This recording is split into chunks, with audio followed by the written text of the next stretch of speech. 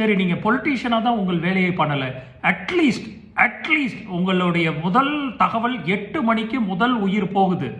நீங்க அடுத்த செகண்டே ஏர்போர்ட்டுக்கு போகிறதுக்கு முன்னாடி இமீடியட்டா திரும்பி ஒவ்வொரு ஹாஸ்பிட்டல்லையும் போய் உங்களுடைய ரசிகர்களிடையும் பொதுமக்களையும் உங்களுக்காக காண வந்தவர்களை போய் சந்திச்சிருந்தீங்கன்னா நீங்க உண்மையான தமிழ் மகன், இந்த தேசத்திற்கு தேவையான ஒரு அரசியல்வாதின்னு தமிழக மக்கள் உங்களை அட்லீஸ்ட் ஓரளவு காட்சி மதிச்சிருப்பாங்க. ஆனா நீங்க என்ன பண்ணீங்க? நேர வண்டியை பிடிச்சி நேர திருச்சி வந்து திருச்சியிலிருந்து விமானத்தை பிடித்து சென்னை வந்து சேர்ந்து விட்டீர்கள். மணி 11.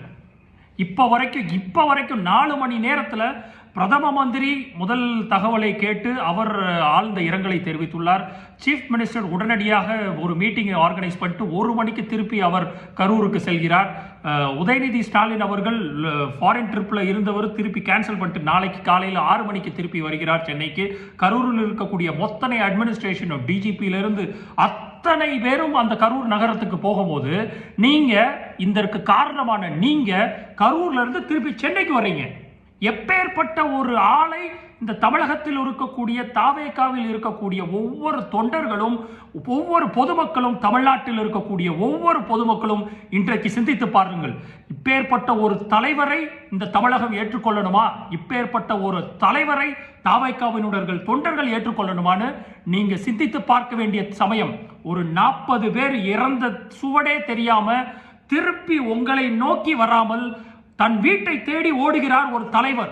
இவர் உங்களுக்கு தலைவரா? ஒரு மனசாட்சி உள்ள ஒரு ஹியூமன் பீயிங், நார்மலா சிந்தித்து பார்க்கக்கூடிய தலைவர்கள் அரசியல் எல்லாத்தையும் தூர விட்டுருங்க.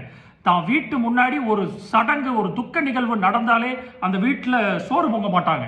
ஆனா நீங்க கூட்டின ஒரு பேரணிக்கு நீங்கள் 10,000 பேரை பெர்மிஷன் வாங்கிட்டு பல ஆயிரம் மக்களை டிலே பண்ணி கூட்டின ஒரு பேரணிக்கு இத்தனை மக்கள், பொதுமக்கள் வந்தும் அவர்கள் இறந்தது தெரிந்தும் 4 மணி நேரமாக உங்களிடம் இருந்து எந்த விதமான ஒரு கண்டோலன்ஸோ அதற்கு ரெஸ்பான்சிபிலிட்டியோ எதுவுமே இல்லாத உங்களை இந்த தமிழகம் ஏற்க வேண்டுமா? முதலில் நீங்கள் ஒரு மனிதரா அப்படிங்கிறதை இந்த தமிழகம் சிந்தித்து பார்க்க வேண்டும்.